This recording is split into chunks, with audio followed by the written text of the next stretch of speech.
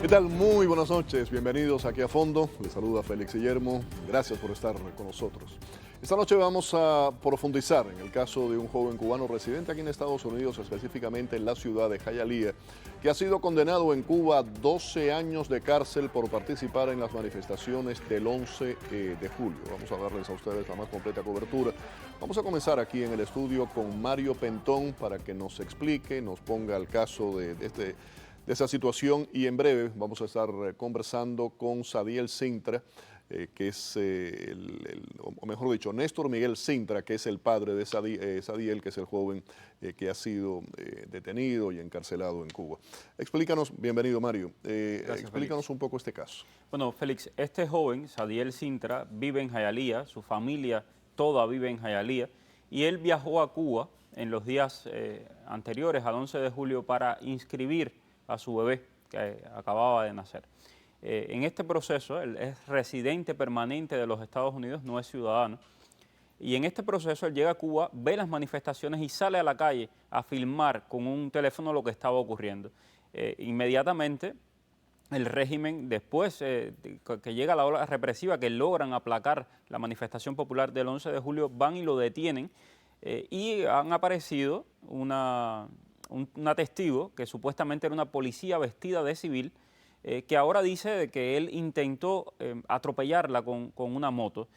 Solo por esto, por este testimonio, que es lo único que tienen en contra de Sadiel, lo han condenado a 10 años de prisión. Primero le pidieron 12 años. 12 años originalmente y quedó la sentencia en 10. Exacto, la sentencia 10 cuando pues han apelado, etcétera, han estado presionando a la familia. La familia está ahora mismo en el oriente de Cuba tratando de luchar y de sacarlo de allí.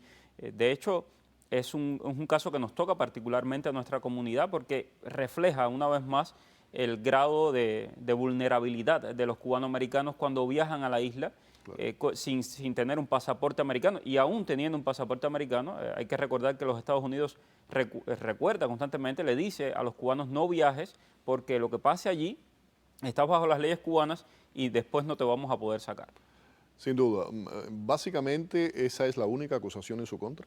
Esa es la única acusación en su contra. Es decir, lo acusan por atentado, evidentemente, por sedición, por todas estas retahíla de casos que se inventan para poder acusar a los manifestantes del 11 de julio y para poder dar un escarmiento. Esto más que todo es para dar un escarmiento y decir: ustedes cubanoamericanos, si vienen aquí, vengan a gastar los dólares en los hoteles y no se atrevan a meterse en la política interna y lo que sucede en el país. Estamos hablando de un residente, un cubano residente aquí en Hialeah, residente de Estados Unidos. ¿Qué reacción ha habido por parte de congresistas del sur de la Florida o del Departamento de Estado? Bueno, primero es gravísimo porque al ser residente permanente en los Estados Unidos y al llevar ya prácticamente un año allí, recordemos que después que pasan 6 meses usted puede tener problemas al regresar a los Estados Unidos. ¿Qué va a pasar con Sadiel cuando cumpla su condena de 10 años o de 5 o de lo que sea? ¿Podrá regresar a los Estados Unidos? Bueno, es posible que no pueda regresar a los Estados Unidos. Entonces, ante esto, que la Embajada de los Estados Unidos en La Habana se ha pronunciado, ha pedido un juicio justo para Sadiel y para el resto de los manifestantes del 11 de julio. Hay que recordar, Félix, que ahora mismo hay más de 1000 presos políticos en la isla, 800 de ellos relacionados con las manifestaciones pacíficas del 11 de julio, y luego también congresistas de aquí del sur de la Florida, como Mario Díaz-Balart, como María Elvira Salazar, se han pronunciado y han pedido que por favor pues el Departamento de Estado haga esfuerzos por liberar a este joven. ¿Hay antecedentes, Mario, de algún caso similar, de ya sea residente o ciudadano? En ese caso sería distinto, ¿no? Ciudadano estadounidense que haya sido detenido por autoridades en Cuba. Sí, muchos. Hay varios casos. Residentes también. Residentes. ¿Cómo han sido estos casos? Las acusaciones de que han sido, ¿qué ha ocurrido con ellos? Por ejemplo, han tenido accidentes. Yo he conversado con varios de ellos. Algunos han tenido accidentes, otros han tenido algún tipo de problema con un oficial de policía, te acusan de atentado y ya no te dejan salir, te regulan y pierden la residencia permanente y están en Cuba y se han tenido que quedar viviendo en Cuba. Y es un proceso muy complicado después probar la inocencia de ellos y probar de que pueden regresar a los Estados Unidos y que les regresen la residencia permanente.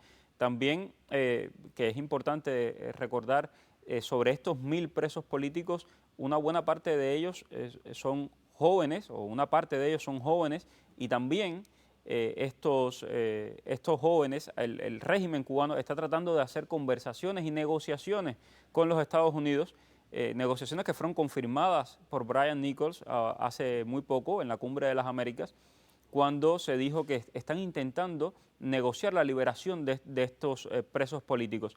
Y Estados Unidos, una de las condiciones que le puso al régimen cubano para que viniera a la Cumbre de las Américas era que liberara a los presos políticos, pero ellos son muy cabezaduras y no los quieren soltar. O sea, que pudieran ser utilizados en un futuro como una pieza de negociación. Son una pieza de negociación. Las condenas tan largas que han impuesto a estos muchachos por el único delito de salir y gritar libertad, abajo el comunismo, Díaz-Canel sin casa. Es decir, se ve que hay un odio profundo a estos jóvenes, pero además una presión para poder en un futuro sentar a la mesa de negociación al gobierno del presidente Biden.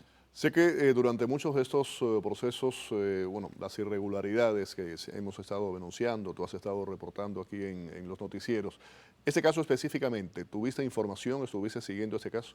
Sí, claro, este caso lo hemos seguido desde el principio aquí en América TV. Su familia son personas, además muy trabajadoras, son camioneros, son gente muy sencilla de Hialeah, que están pidiendo y que han suplicado a la comunidad que los apoyen. Y por supuesto tenemos un montón de evidencias sobre lo que ha pasado en el caso de Sadiel. Los videos de Sadiel filmando la manifestación son públicos, no hay ninguno en el que se le vea cometiendo ningún tipo digamos, de atropello a la autoridad, ni ningún tipo de desmanes. Sencillamente cayó en esta redada del régimen que intenta pues, reprimir las voces jóvenes que quieren un cambio en la isla. Ahí tienen la denuncia. Lamentablemente, habíamos pautado tener con nosotros a Néstor Miguel Cintra Duarte, el padre de Sadiel, ¿no? Para que nos diera otra perspectiva, la perspectiva más humana y específicamente si ha podido conversar, si sabe de él, pero desafortunadamente no fue posible tener la comunicación. Mario, un placer por haber estado aquí. ¿Ibas a agregar algo? Sí, el placer es todo mío. Y quería decir que tenemos el caso de José Daniel Ferrer.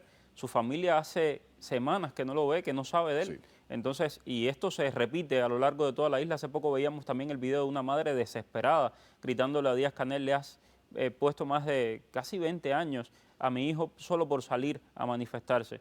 Los asesinos, decía esta madre, los asesinos tienen condenas más bajas que los jóvenes del 11 de julio.